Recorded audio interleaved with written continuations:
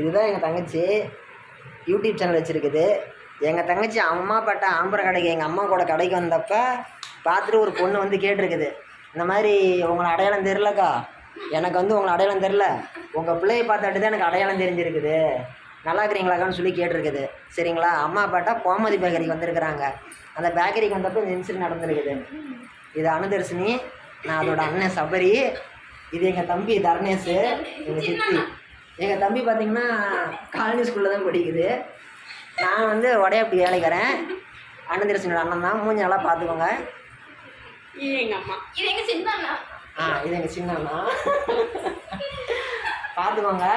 இந்த மாதிரி நான் வந்தேன்னா என்னையும் பார்த்துட்டு நீங்கள் அனுதர்ஷினியோட அண்ணன் தானே, நல்லா இருக்கிறீங்களா, என்ன ஒன்று கேட்டிங்கன்னா மனசுக்கு ஏதோ கொஞ்சம் சந்தோஷமாக இருக்கும். பையனுக்கு ஒரு பொண்ணு கிடைச்சா பரவாயில்ல. சித்த இப்போ தான் தம்பி 8வது படிக்கிறான். அதுக்குள்ளே பெரிய இப்போ தான் 10வது முடிச்சு. பெரிய பையனுக்கா? சபரிக்கா?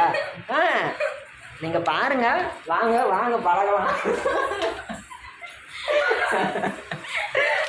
அது சாலமன் பாப்பையா சொல்கிற மாதிரி வாங்க பழகுவோம், பிடிச்சிருந்தா பழகலாம், இல்லையா ஃப்ரெண்டாக இருந்துட்டு போயிடலாம்.